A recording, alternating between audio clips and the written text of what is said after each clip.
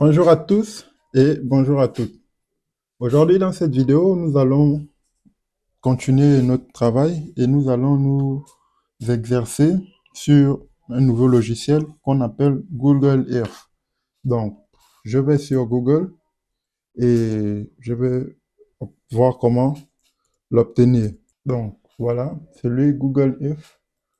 Vous pouvez cliquer sur le premier lien et voilà. C'est ce logiciel. Donc, vous pouvez le lancer directement. Là, il vous propose de le lancer. Vous pouvez avoir accès, vous le lancez. Et voilà, c'est un logiciel aussi de cartographie, c'est un SIG. Donc, il vous permet de travailler, de faire un peu la même chose que nous avons eu à effectuer sur Google Maps. Vous pouvez effectuer la même chose sur Google Earth. Mais Google Earth, lui, il est plus adapté. Vous voyez un peu? Donc voilà, vous avez l'interface, plusieurs, voilà, on met l'adresse où exactement.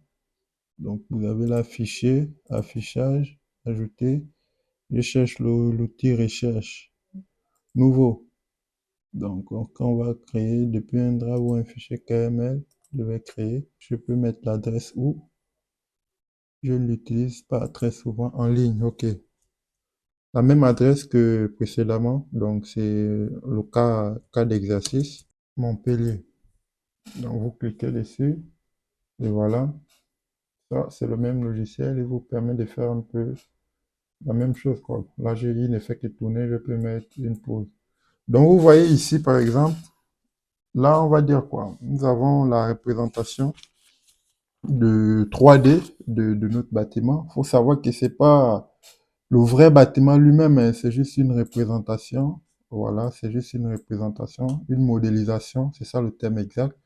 Donc voilà, avec cet outil, ça vous permet par exemple, en bureau d'études, quand vous êtes en bureau d'études, par exemple, vous pouvez mesurer, par exemple, la distance de ce point à ce point, si vous voulez, par exemple, positionner vos panneaux. Donc de ce point à ce point, vous les fixez et normalement, il doit vous donner la longueur exacte. Donc ce bâtiment mesure, par exemple, bon, il y a toujours une incertitude, une erreur, mais de façon, on va dire, on a la valeur genre de 26 mètres. Donc, de ce point à ce point. Donc, si vous voulez, par exemple, vous reprenez l'outil et il va marquer de ce point, pardon, je reprends l'outil et je prends de ce point à ce point, à la moitié. Ça, c'est par exemple le point nord. Donc, je mesure 5 mètres et je peux prendre de ce point à ce point. Donc, il faudra encore reprendre l'outil pour... Ah, il annule l'anciennement noté et je prends de ce point à ce point pour mesurer aussi ce point. Donc, on remarque par exemple que c'est un bâtiment qui n'est pas, qui n'est pas symétrique. Donc, voilà un peu. Donc, avec ça. Donc, moi, je ne travaille pas avec le logiciel Google If en ligne. Je l'ai installé sur mon ordinateur. Donc, c'est là-bas où nous allons travailler. Mais là, je viens de vous montrer qu'en mettant l'adresse exacte, vous pouvez accéder au lieu. Maintenant, avec les différents outils ici, vous pouvez faire appel à faire, par exemple, ajouter un dossier, repère, tracer un polygone, ou voilà. Mais tout ça, on va le faire sur Google If Pro, parce que moi, je suis plus habitué à la version installée dans mon ordinateur. Ça, c'est une version en ligne, version pas souvent complète. Bref, donc, vous savez déjà comment l'obtenir. Vous pouvez aussi chercher à le télécharger et obtenir la version Pro. Donc, voilà la version Pro. Lorsque vous l'ouvrez, il se présente comme ça. Donc, vous cherchez sur Google et vous l'installez. C'est un outil gratuit, il permet la navigation, on va dire, de tout. Il permet la visualisation satellitaire de tous les lieux qui sont renseignés sur la planète Terre, quoi. Donc, je vais fermer ça. On va dire quoi. Il permet de faire ce que j'ai eu à faire tout à l'heure, de mesurer des distances, des surfaces. Vous pouvez créer des calques. Vous pouvez, par exemple, aussi télécharger, par exemple, des fichiers shapefile SHP contenant un ensemble de données et vous pouvez venir l'ouvrir ici. Bon, c'est pas ça l'objet c'est pas ça l'objet de notre travail. Donc, c'est juste en termes d'information. Donc, avec cet outil, vous pouvez faire beaucoup de choses. Voilà, il y en a qui réalisent, par exemple, le déplacement d'un point A à un point B et ils essaient de l'animer. Donc, voilà, vous pouvez faire de l'animation. Vous pouvez, par exemple, changer ce calque-là. Voilà, ça c'est le calque naturel du globe terrestre. Vous pouvez changer. Vous pouvez aussi réaliser des petites vidéos de déplacement d'un point A à un point B, vous animez. Et voilà, vous pouvez l'enregistrer en différents fichiers. Donc nous n'allons pas nous appesantir sur sa fonction animation. Donc nous allons l'utiliser au Google If Pro pour un usage voilà, un peu plus professionnel dans le cadre de notre travail. Donc c'est un outil que j'ai voulu vous présenter parce qu'il est plus professionnel par rapport à Google Maps. Donc vous, quand vous l'ouvrez, il se présente comme ça. Vous pouvez par exemple renseigner un lieu, on va dire reprendre toujours le même lieu, des orangers.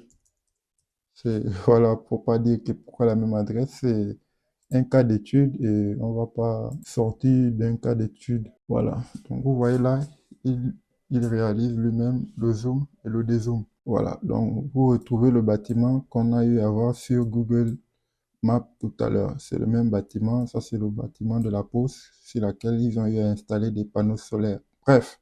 Donc là, vous venez ici, vous regardez l'onglet de gauche. Bon, vous avez là voilà, bon, si je suis pas là, je vais pas vous apprendre le logiciel. Donc, sinon, on va voir tous ces outils, mais ça va nous prendre beaucoup de temps. Donc, moi, je veux un cas particulier. Donc, c'est plus sur ceux sur lesquels nous allons nous appesantir. Mais il existe plusieurs vidéos en libre accès sur YouTube, sur Internet, qui pourront vous permettre de vous améliorer sur ce logiciel. Donc, vous venez ici, vous voyez ici, c'est décoché, vous cochez. Après, voilà, il y a plusieurs outils ici. Par exemple, il y a l'outil polygone, il y a aussi l'outil ligne, voilà, trajet, voilà, l'outil trajet. Donc, voilà. Si par exemple, ce bâtiment-là que vous voulez renseigner, vous venez par exemple ici, sur le fichier, vous cliquez, par exemple, ajouter. Bon, vous ouvrez d'abord, vous créez un dossier, un nouveau dossier, et ce dossier, vous lui donnez par exemple un nom, projet Montpellier, projet Montpellier. Donc, vous fermez. Donc, quand vous venez dans Projet Montpellier, vous faites un clic droit, vous ajoutez maintenant. Là, vous pouvez ajouter un repère. Donc, un repère. Ce repère, il est là. Vous venez le positionner ici. C'est un repère sans nom, sans titre. Donc, vous venez ici, vous mettez par exemple Maison 11 rue des Orangers. Orangers. Vous voyez un peu. Et là, il prend ce nom-là. Donc, vous pouvez aussi également changer cet élément. Vous venez prendre par exemple, je ne sais pas, un autre. Si on prend par exemple le rouge, le bleu. Ah, c'est à l'intérieur, voilà. Donc, il n'est pas très visible, quoi. Comme je disais, c'est des visualisations, donc on va essayer de l'écarter un peu, comme ça il sera plus visible, quoi. Donc, voilà. Donc, vous pouvez venir ici, changer, vous pouvez prendre cet outil. Donc, moi, je ne sais pas trop lequel est adapté. Et voilà, on va juste prendre un outil de localisation simple. Voilà. On appuie sur OK. Donc, voilà. Et là, maintenant, je viens de renseigner. Ça, c'est en utilisant l'outil de pointage là. Donc, voilà, ici, vous pouvez par exemple faire une description. Voilà. Et je peux mettre une description ici. Ici, j'ai déjà mis le titre. Je viens ici, je mets une description. Maison d'habitation individuelle sur laquelle on demande d'installer une centrale solaire.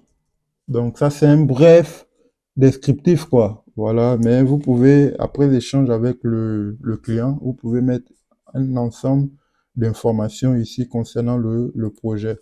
Donc, par exemple, le nombre de toitures. Voilà, là, s'il y a deux bâtiments, vous devez renseigner, par exemple, il y a le bâtiment 1 et le bâtiment 2. Et voilà ce que vous avez fait pour celui-là. Vous faites aussi la même chose pour le bâtiment en prenant un autre outil, quoi. Et vous renseignez dans cette partie description un ensemble d'éléments. Donc voilà, ici c'est l'outil couleur, l'affichage et voilà un ensemble d'informations. Donc avec ça, vous cliquez sur OK. Vous voyez un peu. Donc ça c'est en utilisant l'outil, on appelle comment? L'outil trajet. Donc voilà, je vous ai montré une façon. Vous vous mettez ici à Montpellier, vous faites clic droit, vous cliquez et vous cliquez sur l'outil trajet. Mais vous pouvez aussi faire autrement en venant ici. Vous venez par exemple là et vous prenez l'outil trajet, ça vous donne le même résultat. Donc, ça c'est un. Maintenant, nous, qu'est-ce qu'on veut faire par exemple? On veut montrer aussi par exemple en utilisant un autre outil, par exemple l'outil polygone. Donc, je reviens dans mon dossier Montpellier, je fais un clic droit, j'ajoute par exemple quel outil maintenant? L'outil polygone par exemple. Si je veux, je clique là, ou bien je viens ici et je prends l'outil polygone. Quand je prends l'outil polygone, voilà, il ouvre ça. Je vais maintenant renseigner, par exemple, une autre information. Je mets toujours parcelle Montpellier. Je mets juste M. C'est à titre indicatif. Donc voilà, et ici, j'ai le descriptif. Je peux venir mettre le descriptif. Je peux venir mettre la couleur, etc. Maintenant, quand je mets ça, vous voyez que là, il y a un élément qui s'affiche là. Donc, lui là, il va me permettre de modéliser, on va dire quoi, modéliser mon bâtiment. Vous voyez un peu, je vais encadrer la zone, je vais venir fermer mon contour. Mais comme ce sont des représentations 3D, donc ça ne passe pas très très bien. Donc si c'est par exemple sur, on va dire, une surface, par exemple ici, on va zoomer un peu. Parce que là, il y a les outils 3D qui perturbent un peu. Si on veut juste, par exemple, encadrer ce petit lieu, je viens, je fais ce pas. Donc, je dois annuler ça. Par exemple, je reprends un autre outil pour expliquer ce que j'étais en train de dire. J'étais en train de dire que vu que là, il y a les arbres et ils ont fait une modélisation, quand je prends ce point-là, ce point-là, ce point-là, ce point-là, et je viens fermer. Donc, c'est un peu perturbé, quoi. Ça n'arrive pas. Ça prend au niveau du sol. Or, le bâtiment, il a une hauteur, donc c'est pas très, très visible, quoi. Si c'est par exemple les parcelles agricoles, ça, ce sera bien visible, quoi. Donc là, on peut par exemple s'arrêter là, on a encadré notre parcelle. On vient par exemple là, on explique le descriptif, par exemple projet de toiture solaire, toutes les informations concernant le projet. Donc je viens ici, je viens à style de couleur. Vous voyez que c'est blanc. Donc ça me donne la couleur de la ligne, les bordures. Maintenant la zone, je peux venir par exemple là, je peux mettre en rouge. Je clique sur OK. Donc vous voyez que là, je l'ai mis en rouge, toute la zone, les contours. Je peux par exemple plein contour.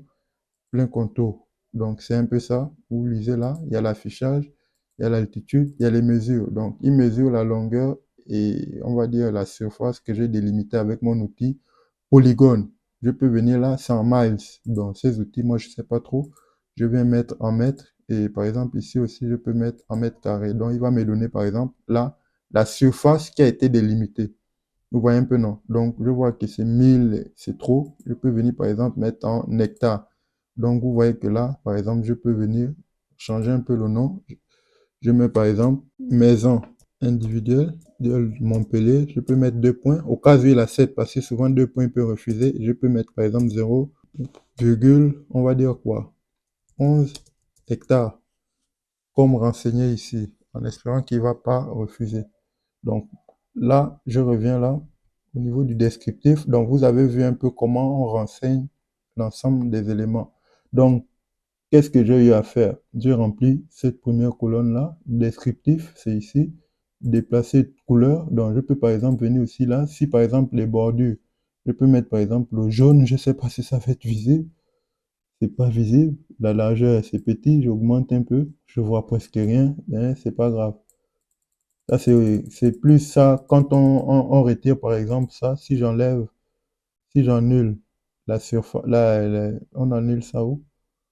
Je vois pas, je vois pas, je vois pas. Bon, c'est pas grave. Bref, ça c'est pour la ligne. Cas où, bon, je sais pas si, quand on prend l'outil normalement polygone, c'est plus la zone qui est prise en compte, quoi. Donc là, vous avez l'opacité, vous voyez comment c'est beaucoup rouge. Si je diminue par exemple l'opacité, jusqu'à la moitié, jusqu'à 50, vous allez voir comment la teinte, elle change. Donc, c'est pas trop ça qui est important, mais au moins vous savez déjà à quoi ça sert. Donc, je remets là. Donc, nous avons vu un peu l'ensemble des éléments. Donc, quand je vais enregistrer, il va apparaître ici, là. Donc, nous avons vu comment mettre juste un piquet là pour reconnaître notre projet. Nous avons vu comment aussi faire la même chose. Je peux revenir là sur le maison individuelle et je vais sur propriété. Donc, vous avez ici ajouter un lien. Vous pouvez par exemple ajouter un lien qui nous permet d'accéder ou d'avoir d'autres informations. Vous pouvez ajouter une image web ou ajouter une image locale. Donc, nous, on va ajouter une image locale. Et c'est quelle image locale? C'est l'image que nous avons eu à enregistrer quand nous avons travaillé avec Google Maps. Donc, il a été enregistré ici. Je reprends la même image et je vais l'ouvrir. Je vais l'enregistrer ici. Donc, vous voyez, quand j'ai ajouté l'image, il a pris un ensemble de liens. Il est venu ajouter là. Donc, quand je clique dessus, et il a pris en compte. Et quand moi, je viens cliquer ici, vous voyez, l'image apparaît. Donc, ça, c'est l'image que j'ai eu à travailler sur Google Maps. Mais en renseignant des informations sur mon projet, je lui ai ajouté cette image. Et cette image, quand je clique sur ce projet, il m'ajoute d'autres informations. Donc, vous avez projet, toiture solaire, etc. Donc, vous pouvez faire ça pour un peu tous vos projets. Donc, c'est ce que je disais, c'est un peu plus professionnel, quoi. Donc là, on a vu que c'est pas très très bien. Bon, là, nous avons pas une parcelle agricole. Donc, si c'était une parcelle agricole, ça devait être vraiment beau à voir. Donc, ça, c'est maison 1. Donc, on peut encore faire, par exemple, dire par exemple que bon, le client, il a deux propriétés, donc on peut ajouter une seconde maison. Donc on fait la même chose, on revient là à Montpellier. Donc si je veux, je viens ajouter juste des informations concernant ma maison 2. Donc je viens là, j'ajoute par exemple maison 2, maison 2, et voilà. Je prends l'élément, je le déplace. Je peux venir par exemple dire que ma maison 2, c'est ici. Voilà, c'est ici. Donc si je veux, je change cet élément-là. Je mets le bleu ou le vert, n'importe. C'est juste pour vous montrer à titre pédagogique, quoi. Donc, je mets le rouge, le vert, pardon. Donc, maison 2, c'est le nom que j'ai mis ici. Si je mets maison 3, vous voyez automatiquement, ça change ici, ça met maison 3. Donc, voilà, c'est notre maison 2. Je mets le descriptif du projet. Maison individuelle, voilà, deux plans. Ici, c'est une maison individuelle, mais c'est une maison en étage. Donc, on peut trouver plusieurs locataires. Mais bon, c'est un peu le descriptif du projet. Donc là, par exemple, lui, qu'est-ce qu'il veut? Il veut, par exemple, un projet d'implantation de toiture au sol pour son autoconsommation lui-même. Comme on est à Montpellier, nous avons un très bel ensoleillement. Donc, c'est pas forcément pour la revente totale, quoi. Sur le réseau national, il peut produire lui-même son électricité pour autoconsommer. Donc, je mets le descriptif, le besoin du client. Par exemple, maison de virgule, besoin d'une production pour autoconsommation. Voilà un peu l'ensemble du descriptif. Donc là, quand je clique, vous voyez, il apparaît là et il apparaît aussi également dans mon dossier. Donc, je peux utiliser également l'outil Polygone pour vous montrer. Donc, voilà. Donc, vous avez un peu compris. On va maintenant prendre, par exemple, un autre outil parce qu'il y a trois outils normalement lorsqu'on réalise les différents éléments de numérisation. Ici, on va peut-être prendre l'outil trajet. On prend l'outil trajet, on va venir par exemple délimiter par exemple cette zone-là. Vous voyez un peu? Voilà. Moi, j'ai délimité cette zone-là. Donc, je vais mettre par exemple parcelle ombrière. On suppose que par exemple, ce monsieur il veut qu'on installe une ombrière. Donc là, je viens d'écrire là, installation, pardon. Dans le descriptif, je viens ici, je mets installation, j'explique les besoins du client. Après, je viens par exemple là, si voilà, je vais les outils de mesure, voilà, tout j'ai mesuré, ça me donne 42 mètres, 100 mètres, l'altitude, l'affichage, la couleur. Donc, qu'est-ce que moi je veux en termes de couleur? Là, c'est blanc, je peux venir changer la couleur et je peux mettre par exemple le rouge. Et j'appuie sur OK. Vous voyez, c'est devenu rouge. Maintenant, qu'est-ce que je peux faire encore? Je peux augmenter l'épaisseur de mon trait. Donc vous voyez que là, de plus en plus, il devient plus sombre, plus rouge, plus épais, plus rouge, plus épais, plus rouge, plus épais, plus rouge, plus épais. Donc je sais pas trop, je n'ai pas terminé fermé ce contour. Je ne sais pas pourquoi. Bien, soit il est en hauteur, quoi, et c'est en dessous. Donc là, on peut, là, par exemple, dire que le propriétaire de ce bâtiment, quand il va rentrer, garer ses véhicules, au lieu que les véhicules ne soient, par exemple,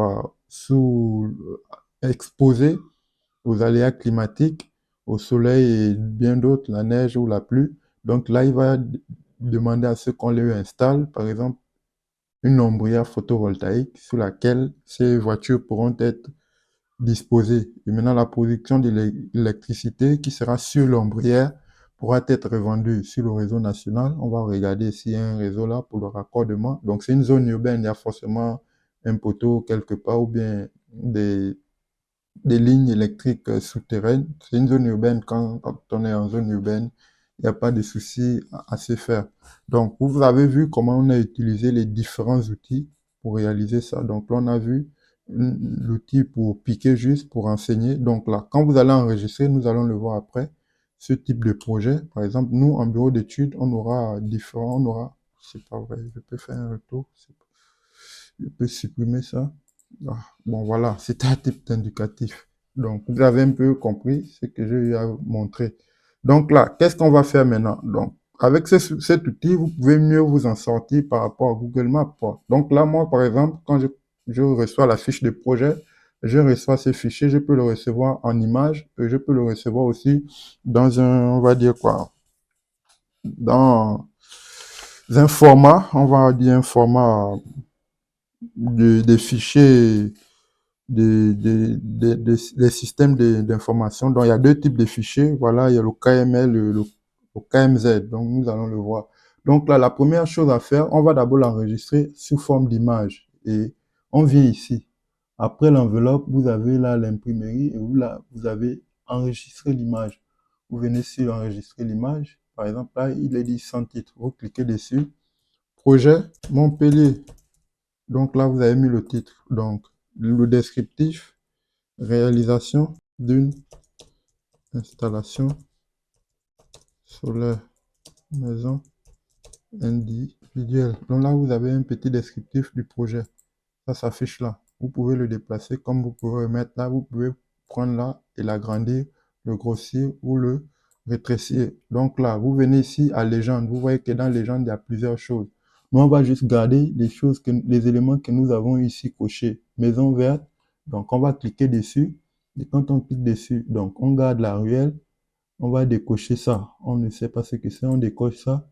On décoche ça. On peut garder la pause. Bon, c'est pas très visible ni très important. Donc, nous allons garder l'outil jaune, maison 11 rue des Orangers, ce que nous avons mis pour la première maison qui est là.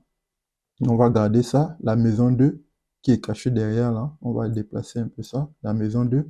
On va également garder ça. Bon, ça c'est toujours la maison 1, mais on a utilisé le type polygone. Donc, c'est ça un peu sa représentation. On peut décocher les autres pour que la légende ne soit pas très, très, très grosse. Donc, voilà. On peut déplacer ça. On peut venir mettre là. Vous voyez un peu.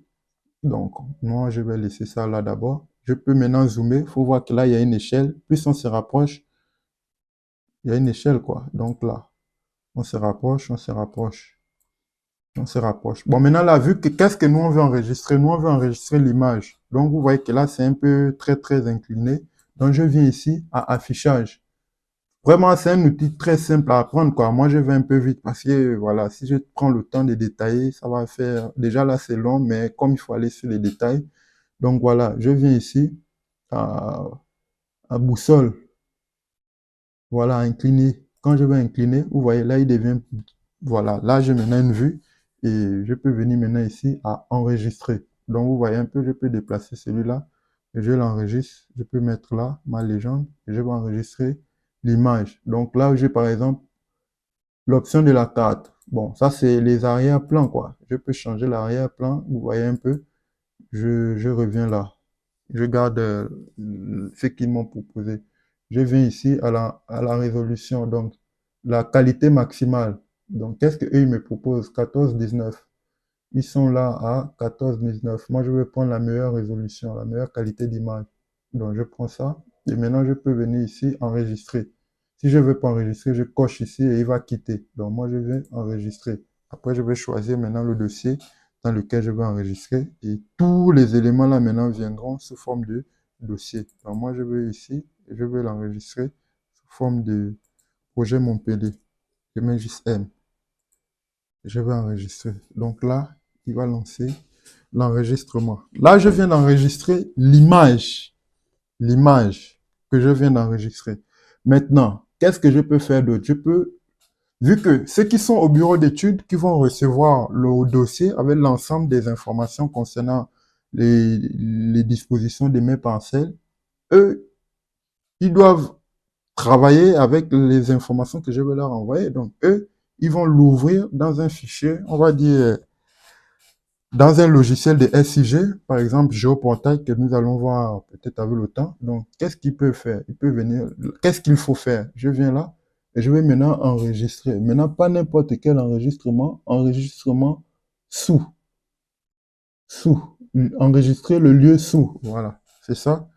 Et voilà, je peux venir ici dans mon dossier toujours. Donc là, je lui mets un nom, maison de Montpellier. Bien, projet M, 11 rue des Orangers, Montpellier. Donc là, quand je veux l'enregistrer, maintenant là, j'ai il me propose en KMZ. Si j'enregistre en KMZ, il va venir sous forme de fichier zip. Vous voyez un peu, ce sera un fichier zip. Pour l'ouvrir, il faudra encore dézipper.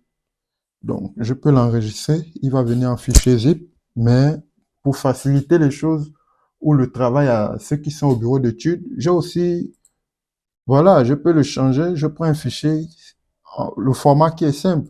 Facilement, on peut l'ouvrir sur tous les systèmes d'information SIG. Donc là, je choisis le KML et j'enregistre. Et là, moi, je viens de terminer. Donc, ça, c'est, voilà. Jusque-là, nous n'avons fait que montrer ce qu'est le travail d'un apporteur d'affaires. Donc, normalement, tous ceux qui sont au chômage, vraiment, c'est à eux que je m'adresse, quoi. Bien sûr que la formation, elle est dédiée aux stagiaires. Parce que moi-même, j'ai eu à peiner ici en France lorsque j'ai cherché des stages. Donc, c'est pour que d'autres étudiants n'aient plus à passer par des moments comme ça. Mais là, c'est un processus, quoi. Donc, je vais monter un peu un ensemble d'étapes. Maintenant, là, je suis normalement encore au niveau du, de l'apporteur d'affaires. Après, je vais passer au niveau stagiaire dans le module 1. Maintenant, là, normalement, avec toutes les vidéos, là, tous ceux qui sont au chômage, ou bien tout jeune étudiant, voilà, c'est plus intéressant comme ça, tout jeune étudiant qui aimerait, voilà, à côté de ses études, exercer, par exemple, une petite activité peut mener ce type d'activité, surtout lorsque tu es, par exemple, dans le secteur de l'agriculture. Ça te permet de discuter avec, par exemple, les agriculteurs. Voilà, si tu es dans le secteur des énergies, ça te permet déjà d'être en contact avec des gens du secteur et au moment où tu vas chercher des stages, tu auras déjà un long carnet d'adresses, une panoplie de contacts qui pourront t'aider et te faciliter au moment de tes différentes missions, quoi. Donc, nous allons nous arrêter là. Et voilà, je ne sais pas quel logiciel je peux encore ajouter. Donc, voilà, on va d'abord s'arrêter là et on va voir si on peut monter Google If Studio. Mais bon, ça, c'est pas obligé. Ça, c'est plus pour des raisons un peu farfelues. C'est juste ça. Mais bon, merci d'avoir regardé la vidéo.